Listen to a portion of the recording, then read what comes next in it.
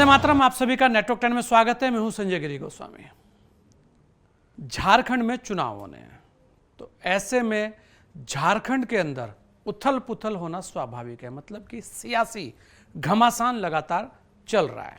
वहां पर जो पूर्व मुख्यमंत्री हैं चंपई सोरेन जी, उन्होंने बगावत कर दी है और ऐसा कहा जा रहा है कि उनके साथ और भी विधायक जा सकते हैं। अब आखिर चंपई सोरेन को ऐसी आवश्यकता क्यों पड़ी, ये सबके मन में सवाल चल रहा है कि आखिर क्यों वहां पर झारखंड के अंदर इतनी बड़ी बगावत हुई है। कहा यह भी जा रहा है कि वहां पर परिवारवाद को लेकर बहुत सारे सवाल खड़े हुए हैं। आखिर चुनाव है और हर चुनाव में परिवारवाद सामने आता है, मतलब प्रमुख मुद्दा होता है, और झारखंड के अंदर भी ये आज एक प्रमुख मुद्दा बना हुआ है। और समय तो बताएगा ही कि कौन कौन से विधायक खेमा बदलते हैं, लेकिन ऐसी परंपरा वहां पर हमेशा रही है। सरकारें अस्थिर वहां पर हमेशा से रही हैं। ऐसा कहा जाता है कि झारखंड की जमीन सोना उगलती है। जी हां, झारखंड के अंदर बहुत सारी माइनिंग भी है। झारखंड के अंदर आदिवासी क्षेत्र है। आज भी झारखंड को विकास की दरकार है। आज भी झारखंड के अंदर पिछड़ापन है। आज भी लोग वहां पर संघर्ष करते देखे जा सकते हैं।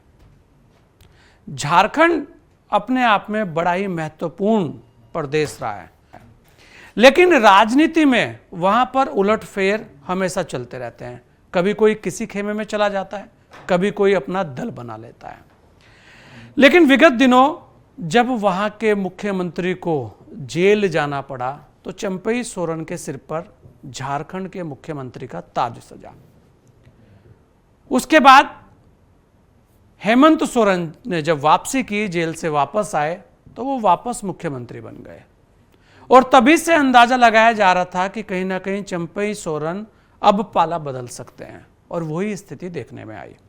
चुनाव है, चुनाव के अंदर वहां रिजल्ट क्या रहने वाला है तो समय ही बताएगा, लेकिन इस वक्त का घमासान बड़ा तेज चल रहा है। सवाल वही खड़ा है कि आखिर क्यों वहां पर इस तरीके से पाला बदलने वालों की लाइन लगी हुई है। अगर झारखंड की राजनीति को देखा जाए तो झारखंड की राजनीति में राष्ट्रीय दलों के साथ साथ जो क्षेत्रीय दल हैं उनकी भी अहम भूमिका रहती है। और यहां तक कि पिछली बार तो क्षेत्रीय दल ने वहां पर सरकार बनाई, और ऐसे ही पहले भी सरकारें बनती रही है। अलग बात है कि वहां पर भी सरकारों का आना जाना बीच बीच में लगा रहता है, लेकिन इस बार सरकार लगभग अपने पूरे 5 साल करने जा रही है। लेकिन वर्तमान की घटना को अगर देखें तो ऐसे बहुत सारे विधायक हैं जो परिवारवाद के मुद्दे को लेकर भाग रहे हैं, जा रहे हैं। भारतीय जनता पार्टी के लिए एक सुकून का विषय है कि बहुत सारे लोग उन्हीं के खेमे में आ रहे हैं, लेकिन दूसरी तरफ इंडिया गठबंधन भी इस बात को लेकर सक्रिय है कि वहां पर तोड़फोड़ की जा रही है। देखने वाली बात यह रहेगी कि झारखंड का चुनाव इस बार किसके पाले में जाता है, क्योंकि अभी भी 2 प्रदेश के चुनाव होने जा रहे हैं। अभी हरियाणा का चुनाव है और जम्मू कश्मीर का चुनाव है। उसके तुरंत बाद झारखंड और महाराष्ट्र का चुनाव है। दोनों ही प्रदेश अत्यंत महत्वपूर्ण है। हर किसी की नजर झारखंड और महाराष्ट्र पर लगी रहेगी। चंपई सोरेन के ऊपर बहुत सारे आरोप भी लग रहे हैं। बहुत सारे लोग ये भी कह रहे हैं कि जरूर दाल में कुछ काला है।